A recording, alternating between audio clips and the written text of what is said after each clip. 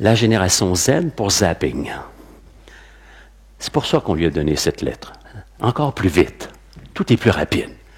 Donc, le premier facteur, vous devez tenir compte, si on garde le thème de la conférence, qui est la génération Z et leur motivation. Motivation est un mot qui veut dire motif, le motif qui nous pousse à l'action. Définition du mot motivation en français. Quel est le motif qui me pousse à agir? Il faut vous tenir compte ici, dès le départ, de la durée. Au moment qu'elle s'assoit devant vous dans une classe, il ou elle vous dit ceci. Combien de temps que ça dure? Automatiquement.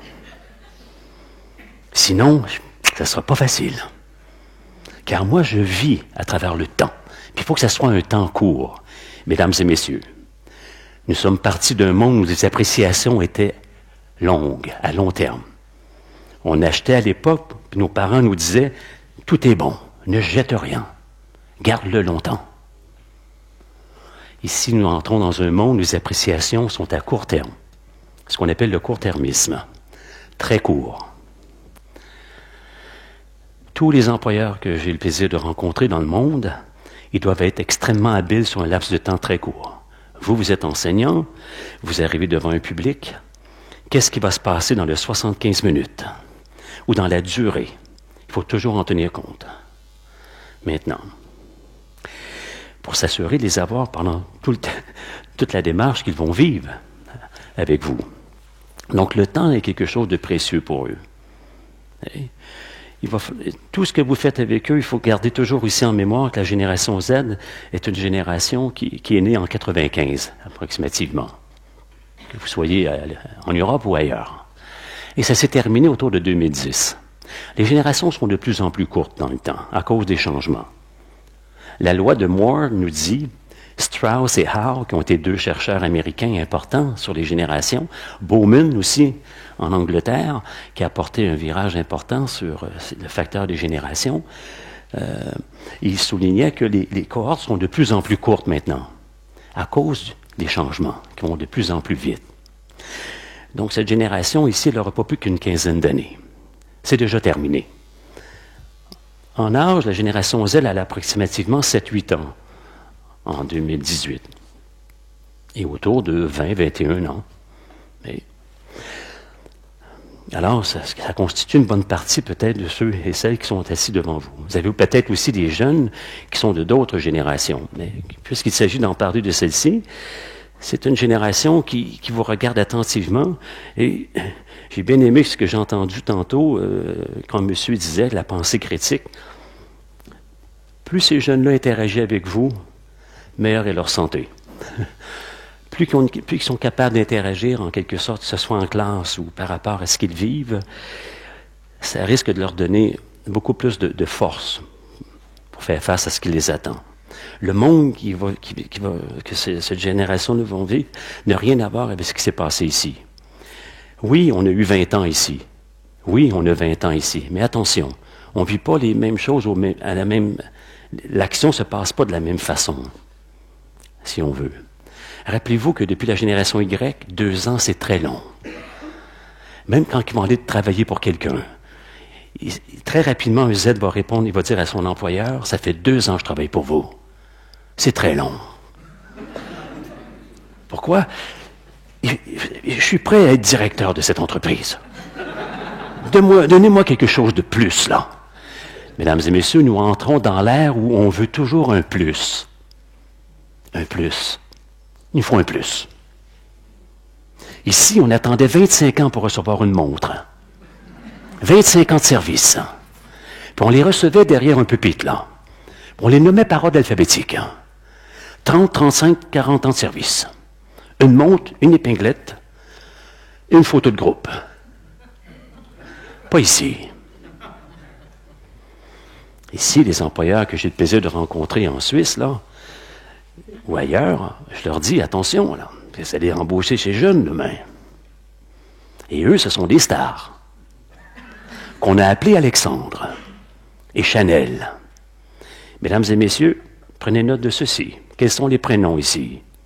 Les prénoms des apôtres.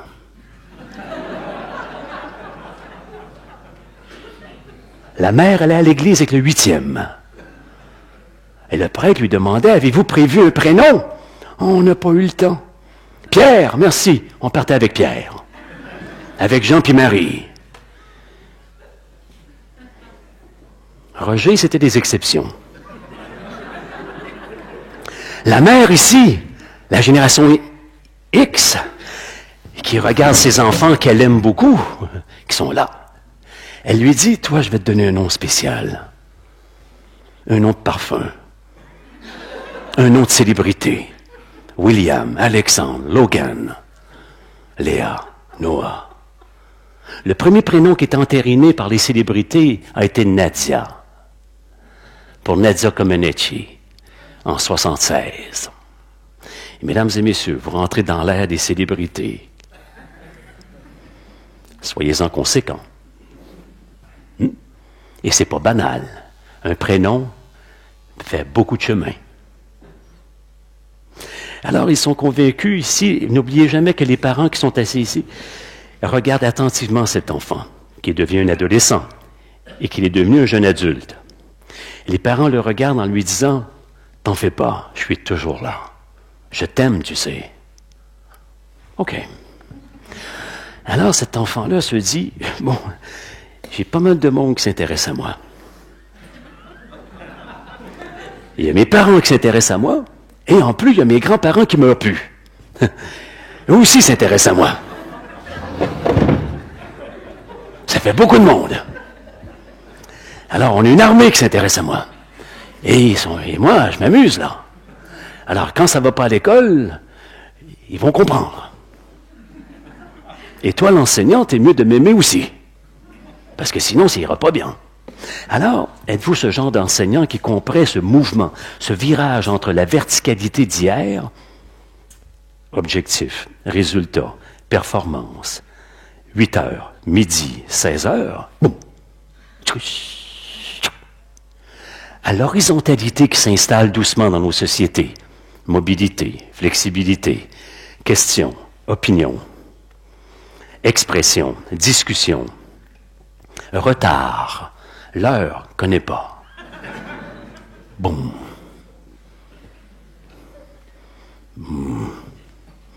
Et le jeune ne cesse de vous dire ce que tu m'aimes, toi. Non? Ça sera pas facile. Autre élément, vous devez vous rappeler, les repères ici. Particulièrement, il y a une partie des X qui en font partie, mais les baby boomers et la génération bâtisseuse, les repères ont été l'État, l'Église et la famille, en ordre ou en désordre, dans toutes les sociétés que je rencontre depuis 30 ans. Quand je présente au Maroc, c'est une autre réalité, mais c'est la même chose. L'Église, l'État, la famille ou la religion ont un impact considérable ici. Mesdames et messieurs, ce n'est pas le cas ici. Et les repères ici, ce sont les célébrités, les réseaux sociaux et les amis. Et j'ai entendu aussi derrière monsieur qui disait qu'Internet, prenez garde avec raison. Merci de l'avoir souligné. Car Internet ne doit pas, vous devez être plus fort qu'eux. Internet, c'est de l'information. Ce n'est que de l'information. Il ne sera pas facile de faire sortir les jeunes de l'Internet en ce moment et de tout ce qu'ils peuvent aller voir sur Internet. Et ils ont parfois l'impression que ça, c'est la réponse à tout. On ne peut pas remplacer un enseignant. Il faut vous préserver votre carrière, à tout prix. Car les jeunes, en ce moment, ils sont moins convaincus. Ils pensent qu'il y a bien des façons d'apprendre. C'est pour ça que depuis plusieurs années, on essaie de mêler un des volets qui est devenu important ici, l'expérimentiel et l'école. Il faut que l'école se rapproche de plus en plus de l'entreprise. Je suis en coiffure, mets-moi en situation. Je suis en administration, mets-moi en situation. Je suis plombier, mets-moi en situation. Rapproche-moi d'un employeur. Et le rapprochement se fait de plus en plus. L'école doit se rapprocher de l'industrie, si on veut, de l'entreprise, de l'organisation. Et ça risque de motiver les générations. On l'avait amorcé avec les Y, ça se poursuit avec les Z. Il faut rapprocher assez tôt l'entreprise et ce qui se passe en classe. Faire un mariage. Parce que le jeune ici a besoin de voir le volet pratique dans ce qu'il fait. On a besoin de sentir Il ne faut pas que ça prenne 10 ans avant qu'il rentre en action. Il faut que ça se fasse dans un laps de temps assez court. C'est une réalité. Le temps. Ça va tellement vite que non seulement que à chaque fois que vous les avez en classe, vous ne devez pas vous permettre d'en perdre un seul. Le monde du travail de demain et d'aujourd'hui n'a rien à voir avec ce que celui que vous avez connu. Il faut qu'il se passe beaucoup de choses maintenant dans une année. Ce qui nous prenait 4 ou 6 ans autrefois doit se réaliser en une année maintenant. Quel que soit ce que vous en pensez. C'est encore 365 jours pour tout le monde. Mais ce n'est pas tout à fait comme ça que ça se passe quand on vit dans l'action. Et les habilités que les jeunes ont besoin aujourd'hui sont assez multiples. Non seulement qu'il y a besoin des habilités relationnelles à tout prix, et qu'il y a besoin des habilités professionnelles selon la profession qu'il a choisie, il doit faire un mariage de plus en plus tôt entre l'émotionnel et le rationnel. Il doit les rapprocher continuellement, tout le temps. Quand j'ai présenté à l'hôpital de Genève ici, j'avais le médecin, on m'avait mis dans une salle des médecins de moins de 30 ans. Ils étaient tous présents, c'était obligatoire. Et le malade de demain, qui est le baby boomer, qui ne veut pas mourir, puis qui ne veut pas vieillir, et qui est allongé sur la chaise, la table, il est allongé dans son lit, et qui dit au jeune médecin, je ne vais pas mourir. J'ai le diabète, attends, je vais aller voir. Il va suivre sa maladie. Et le jeune va devoir comprendre que ce n'est plus le malade d'hier. Tous les secteurs d'activité sont tributaires de ces nouvelles situations. Ça nous prend un médecin courtois.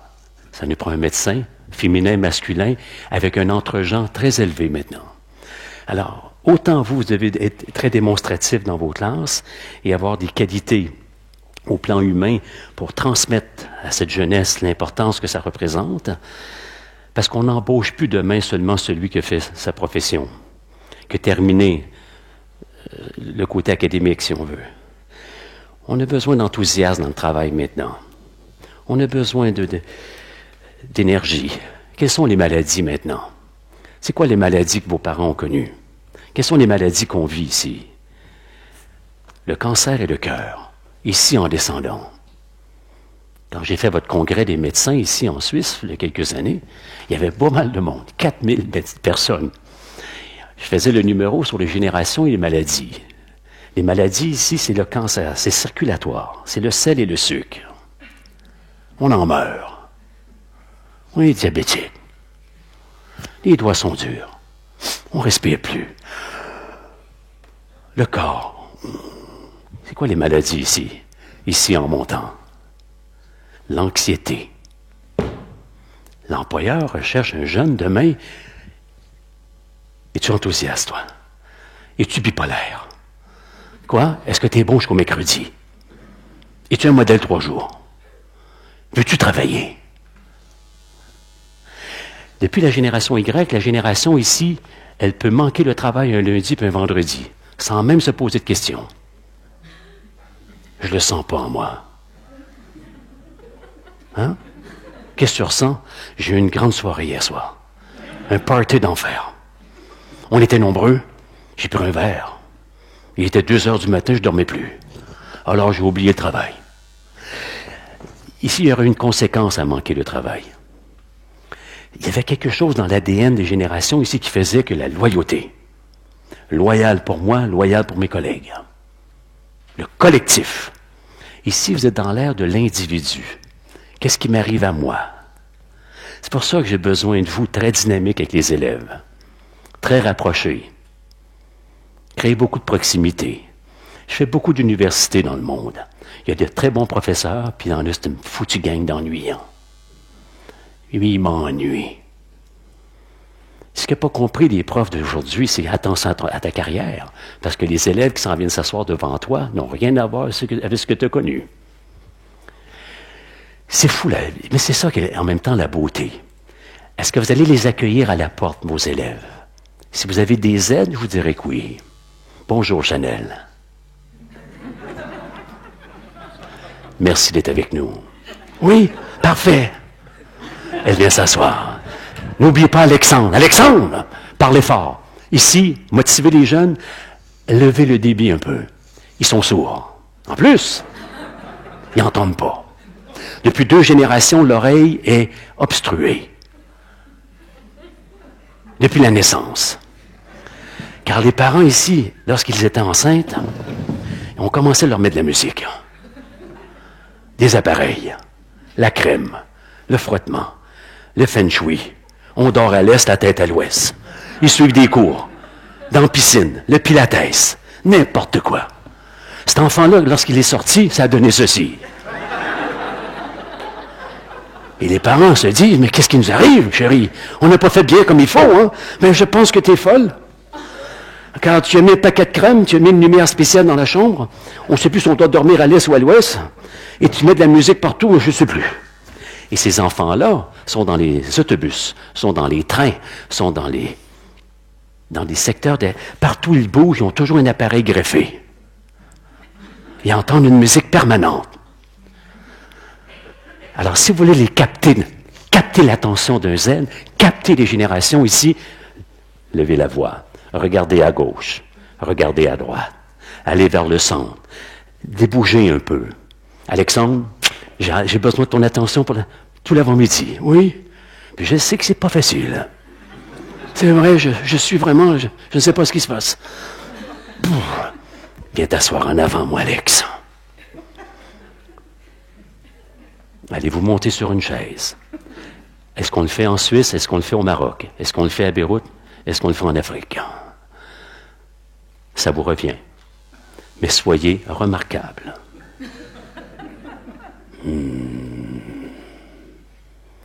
Je veux que l'attention soit vive.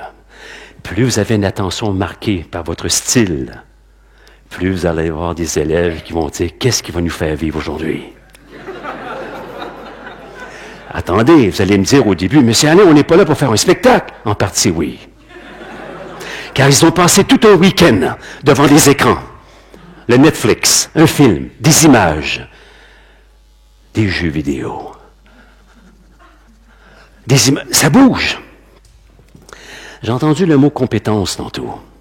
C'est de ça que vous parliez dans la première partie. Chaque mot que vous utilisez passe dans un fil de génération. Ça m'a valu une conférence à Paris.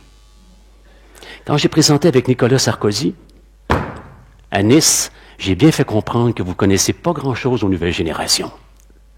La France a perdu 800 000 Y dans les 7 dernières années. Ils perdent des jeunes tous les mois. Pour les pays qui sont portés vers la vague. L'Angleterre, le Canada, l'Australie, la Nouvelle-Zélande, une partie de l'Asie. La Thaïlande. Le chinois a remplacé chez les jeunes ce que l'allemand était comme 2e langue en France. Que sera-t-elle demain? Alors, il faut comprendre que la compétence se vit dans un monde cartésien et se vit dans un monde horizontal aussi. Le mot compétence a été longtemps défini par l'ancienneté et l'expérience. Ça fait combien d'années que tu fais ça? Je connais mon métier. Ce qu'on remarque ici, c'est que les jeunes, depuis la génération Y, ont tendance à percevoir la compétence comme quelque chose de plus subjectif. Ça relève pour eux du style et du charisme. On voit des jeunes arriver. M. Macron, 38 ans. Jamais on aurait pu penser qu'en France, on était prêt pour quelqu'un de jeune. Oui. Chez nous, Justin Trudeau. Il sourit tout le temps. La magie. Il se rapproche de son monde, tout comme Obama le fait. Obama, il porte le coton ouaté, il joue au basketball avec les jeunes dans la rue. Comprenez? Il faut se mettre dans ce corps un peu, juste un peu. Vous avez de la matière à transmettre. Je suis d'accord avec vous. Mais il est impossible de faire passer si vous n'avez pas mis la table. Il faut mettre la table. Elle commence à la porte lorsque l'élève rentre. C'est là que ça doit démarrer. Elle commence peut-être par une histoire aussi à démarrer, avec des 16 ans puis des 20 ans. Je ne sais pas ça sera laquelle, un lundi ou un jeudi. Changez les registres un peu pour capter l'attention. Autre élément, vous devez garder en mémoire. Les générations ne sont plus capables de vous donner une attention très élevée. Le niveau d'attention a diminué depuis les années 90. On n'est plus capable, c'est très compliqué maintenant de vous donner 1h15. Combien de temps que ça dure? 2 heures. Ah! Je ne pourrais pas le faire. C'est pas possible. Alors, l'attention maintenant est courte. C'est comme s'il vous disait, un Z, quand il rentre en classe, j'ai 8 minutes pour toi. Vas-y. Je suis prêt. Et l'enseignante me dit, Monsieur Alain, comment vais-je faire pour monter de 8 à 32? Ton style. Le charisme. Les silences entre les phrases. Et là, eux vont te regarder. Mais qu'est-ce qu'il fait?